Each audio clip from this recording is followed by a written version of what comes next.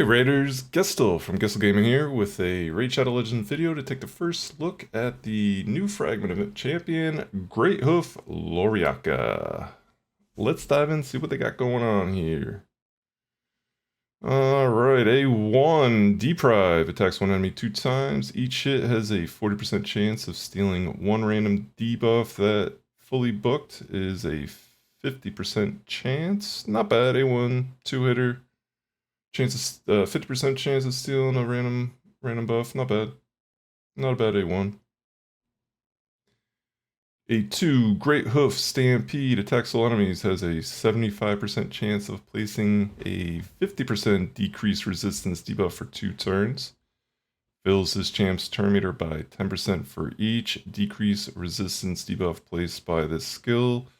3 books will get you a 3-turn cooldown and 100% chance of placing the debuff.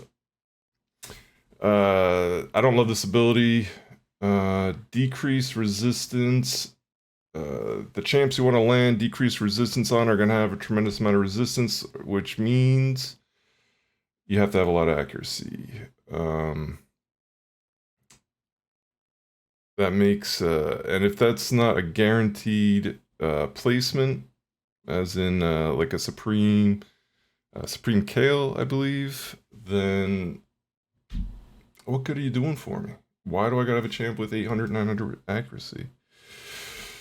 Not loving the A2. What's the A3 got? Dance of War places a block debuffs buff on all allies for 2 turns. Awesome. Also fills turn meter of all allies by 20%. Awesome. 2 books will get you a 3-turn cooldown. And the passive, Hoofbeats, fills this champion's turn meter by 5% each time an ally buff is removed, transferred, stolen, or expires. I feel like if it filled all champions' turn meter by 5%, maybe OP, maybe not. That would make that a lot better passive. But the fact that it's filling her turn meter, I don't feel like you need to get her ability cycling much faster if they're both on 3-turn cooldowns. It's not like you got a revive or a shield or a heal that's going to be life-saving with this champ. So constantly putting turn meter on this champion honestly isn't super thrilling. Not in love. Not in love with you, Greathoof Loriaca. I apologize. Don't take any offense to that. But what am I gonna do for this fusion? Now, on my main account, I go for every champ. My account's 3 years old, over 3 years old, and getting a new champ is always a good thing. Bit of a collector at this point as well, so might as well get them when you can. Non-voids, there's so many of them now. Say down the road this champ becomes viable.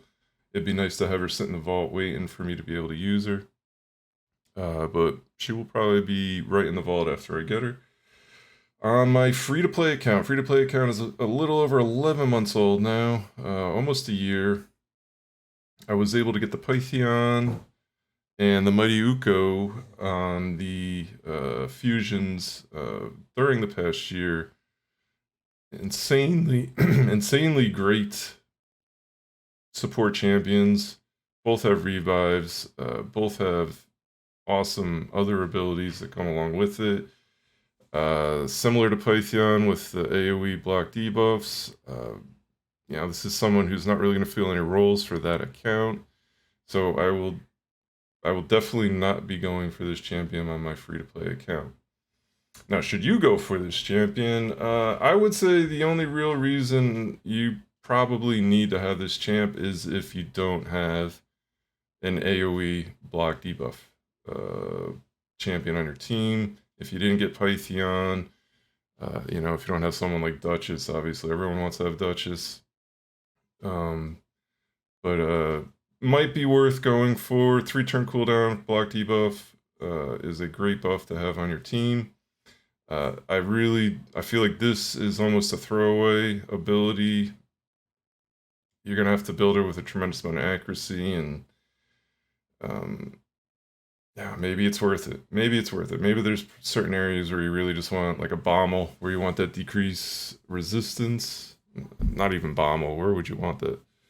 Where do you want decreased resistance on Hydra? I don't know. I don't really see a great place to have this. So yeah, it's not a great champ. It's not a great champ, unfortunately.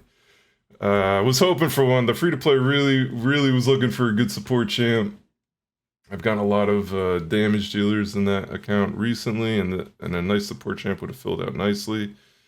But I'm gonna skip. I'm gonna be skipping on my free to play, but only going for it on the main just because that's what we do on the main. So that's all. We'll be talking about this a little bit more on my stream on Twitch, Gestel Gaming. I stream every day, Sunday through Friday, not Saturdays, 2 o'clock to 7 o'clock Pacific Standard Time. We will definitely be debating this topic and others. Also, love to do some live arena. You want to come by, check out some live arena? We'll be doing that right after reset for 2 hours. So come check that out if live arena is your thing. But that is it for this video. Hope you have a wonderful day. Take care. See you tomorrow.